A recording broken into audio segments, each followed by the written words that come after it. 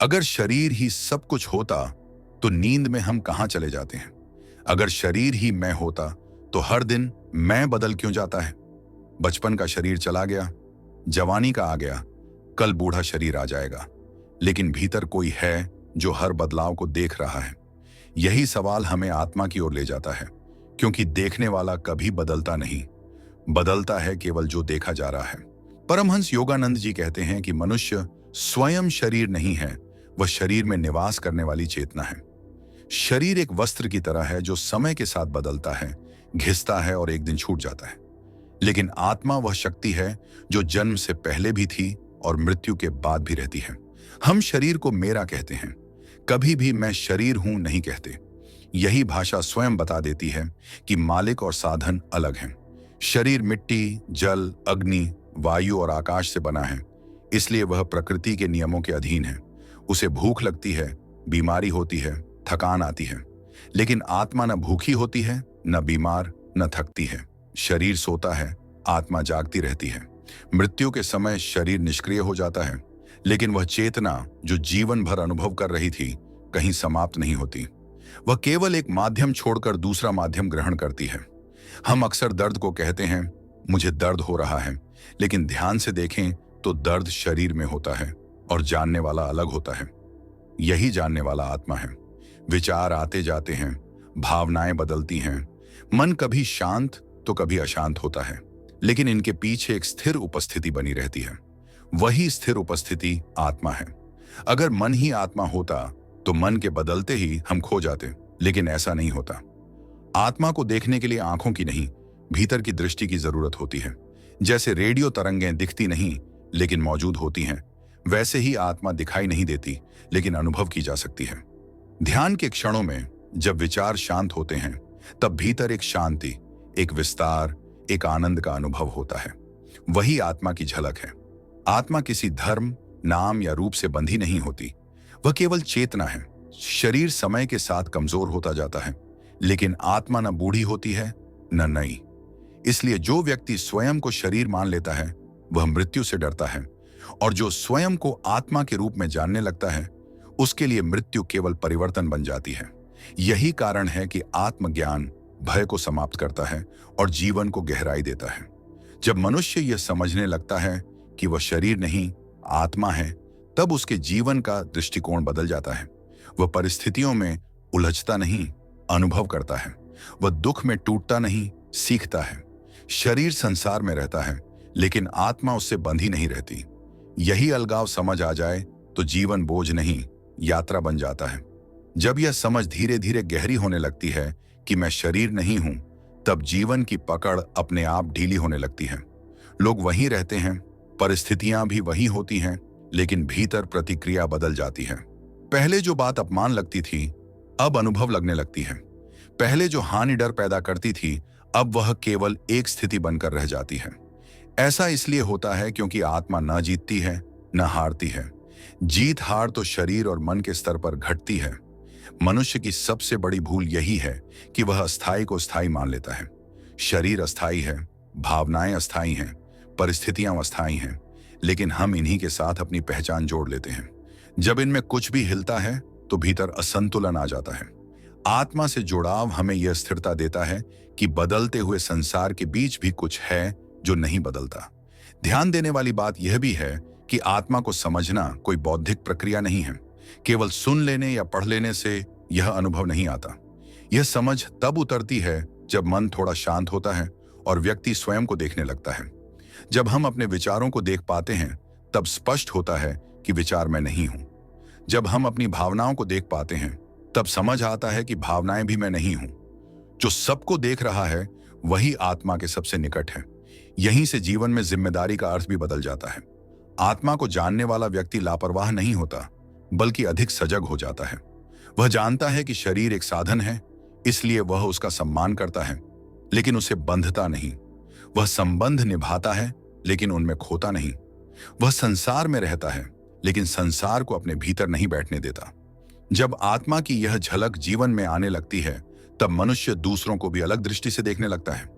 सामने वाला केवल शरीर नहीं रह जाता, उसके भीतर भी वही चेतना दिखाई देने लगती है।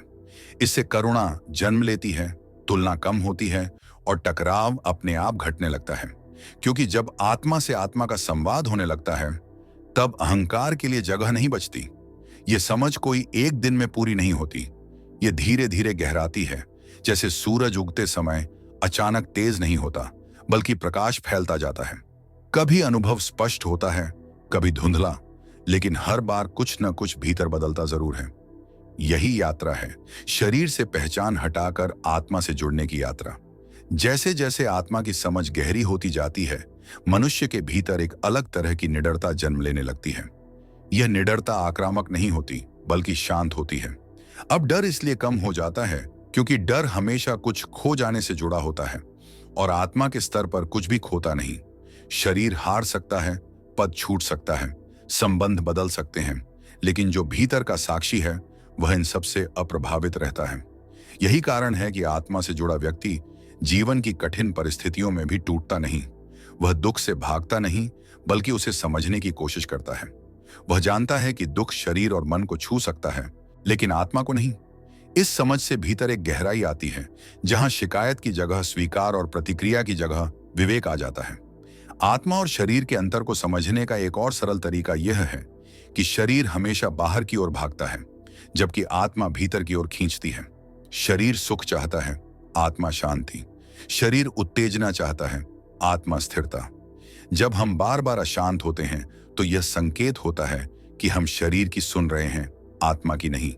और जब भीतर बिना किसी कारण के भी संतुलन बना रहता है, तो समझ लेना चाहिए कि आत्मा की आवाज सुनाई देने लगी है।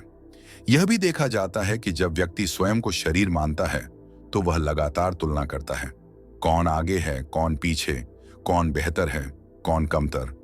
लेकिन आत्मा के स्तर पर तुलना का कोई अर्थ नहीं होता, क्योंकि आत्मा न छोटी होती है न बड़ी। वहां केवल अस्तित्व होता है।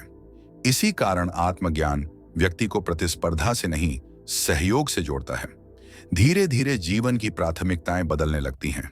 जो बातें पहले बहुत महत्वपूर्ण लगती थीं, वे अब उतनी भारी नहीं लगती, और जो बातें पहले साधारण लगती थीं, जैसे मौन, सादगी, एकांत, वे अब गहरी लगने लगती हैं। यह बदलाव बाहर से थोपा हुआ नहीं होता, भीतर से स्वतः घटता है। आत्मा दबाव में नहीं बदलती, वह समझ से प्रकट होती है। इस अवस्था में व्यक्ति कर्म करता है, लेकिन कर्म में बंधता नहीं। वह जिम्मेदारियां निभाता है, लेकिन पहचान उनमें नहीं उलझाता। वह सफलता को भी अनुभव की तरह देखता है और असफलता को भी, क्योंकि आत्मा के लिए दोनों ही केवल घटनाएं हैं, सत्य नहीं। सत्य तो वह देखने वाला है जो हर अनुभव के पीछे स्थिर बना रहता है। और इसी समझ के साथ जीवन में एक नया संतुलन जन्म लेता है, जहां शरीर काम करता है, मन सोचता है, लेकिन दिशा आत्मा तय करती है। जब दिशा आत्मा से आती है, तब जीवन में कम शोर और ज्यादा स्पष्टता होती है, कम डर और ज्यादा विश्वास होता है। जब आत्मा की पहचान जीवन में स्थिर होने लगती है, तब मनुष्य के निर्णय बदलने लगते हैं। अब फैसले केवल लाभ हानि देखकर नहीं होते, बल्कि भीतर की स्पष्टता से होते हैं। कई बार बाहर से देखने पर लगता है कि व्यक्ति ने कठिन रास्ता चुना है, लेकिन भीतर उसे कोई बोझ महसूस नहीं होता, क्योंकि आत्मा के लिए सही और आसान अलग अलग नहीं होते। सही वही होता है जिसमें भीतर टकराव न हो। इस अवस्था में व्यक्ति को अकेले रहने से डर नहीं लगता। पहले अकेलापन खालीपन जैसा लगता था, अब वही अकेलापन भराव बन जाता है, क्योंकि जब व्यक्ति स्वयं के साथ सहज हो जाता है, तब उसे बाहरी सहारे की उतनी जरूरत नहीं रहती। आत्मा से जुड़ाव रिश्तों को खत्म नहीं करता, बल्कि उन्हें हल्का और सच्चा बना देता है। अब संबंध जरूरत से नहीं, समझ से चलते हैं। आत्मा की दृष्टि से देखने पर यह भी स्पष्ट होने लगता है कि जीवन में जो कुछ भी घट रहा है, वह हमें तोड़ने नहीं, परिपक्व करने के लिए घट रहा है। पहले जिन घटनाओं को हम अन्याय कहते थे, अब उनमें भी कोई सीख दिखाई देने लगती है। इसका अर्थ यह नहीं कि पीड़ा नहीं होती, बल्कि यह कि पीड़ा पर अधिकार नहीं रह जाता। दर्द आता है, लेकिन टिकता नहीं। धीरे धीरे व्यक्ति की भाषा भी बदलने लगती है। अब वह कम बोलता है, लेकिन जो बोलता है उसमें वजन होता है, क्योंकि आत्मा से निकली बात में दिखावा नहीं होता। वहां प्रमाण देने की जरूरत नहीं पड़ती, शांति स्वयं बोलने लगती है। यही कारण है कि आत्मा से जुड़े व्यक्ति की उपस्थिति ही कई बार दूसरों को शांत कर देती है। एक और परिवर्तन यह होता है कि भविष्य का भय कम होने लगता है। पहले भविष्य अंधकार जैसा लगता था, अब वह केवल अगला कदम बन जाता है, क्योंकि जिसने आत्मा को थोड़ा भी जान लिया, उसे यह भरोसा हो जाता है कि जीवन केवल घटनाओं की श्रृंखला नहीं है, बल्कि एक सुव्यवस्थित प्रवाह है। सब कुछ अर्थहीन नहीं घटता, भले ही अर्थ तुरंत समझ में न आए। इस समझ के साथ व्यक्ति कर्म करना नहीं छोड़ता, बल्कि कर्म में और अधिक ईमानदार हो जाता है, क्योंकि अब कर्म पहचान बनाने के लिए नहीं, अभिव्यक्ति के लिए होते हैं। काम बोझ नहीं रहता, साधना बन जाता है। छोटे छोटे कार्यों में भी पूर्णता आने लगती है, क्योंकि भीतर खंडित भाव नहीं रहता। और यही आत्मा और शरीर का अंतर केवल विचार नहीं रहता, अनुभव बनने लगता है। शरीर चलता है, बोलता है, कार्य करता है, लेकिन भीतर कहीं एक शांत केंद्र बना रहता है जो सबको देख रहा होता है। यही देखने वाला धीरे धीरे जीवन का आधार बन जाता है। आत्मा को जानना किसी विशेष अनुभव को पकड़ लेने का नाम नहीं है, बल्कि जीवन को एक नई दृष्टि से देखने की क्षमता विकसित करना है। जब यह दृष्टि स्थिर होने लगती है, तब व्यक्ति जीवन को नियंत्रित करने की कोशिश नहीं करता, बल्कि उसके साथ बहना सीख जाता है। संघर्ष पूरी तरह समाप्त नहीं होते, लेकिन उनसे लड़ने की बेचैनी समाप्त हो जाती है। भीतर एक भरोसा जन्म लेता है कि जो घट रहा है वह किसी न किसी रूप में विकास का ही हिस्सा है। इस अवस्था में व्यक्ति न तो संसार से भागता है और न ही उसमें पूरी तरह डूबता है। वह दोनों के बीच एक संतुलन में जीता है। शरीर संसार में सक्रिय रहता है, मन आवश्यक योजनाएं बनाता है, लेकिन आत्मा स्वतंत्र बनी रहती है। यही स्वतंत्रता जीवन को हल्का बना देती है। अब व्यक्ति चीजों को पकड़ कर नहीं रखता, वह उन्हें जीता है और जाने देता है। धीरे धीरे यह स्पष्ट हो जाता है कि आत्मा कोई दूर की मंजिल नहीं, बल्कि हर क्षण की पृष्ठभूमि है। जो सुन रहा है वही आत्मा है, जो देख रहा है वही आत्मा है, जो अभी इस पल को महसूस कर रहा है वही आत्मा है। खोज बाहर नहीं, भीतर थी, और जब यह समझ बैठ जाती है, तब जीवन में एक मौन संतोष उतर आता है, जिसे शब्दों में पूरी तरह बांधा नहीं जा सकता। यही वह स्थिति है जहां जीवन बोझ नहीं रहता, बल्कि एक शांत, सजग और अर्थपूर्ण यात्रा बन जाता है।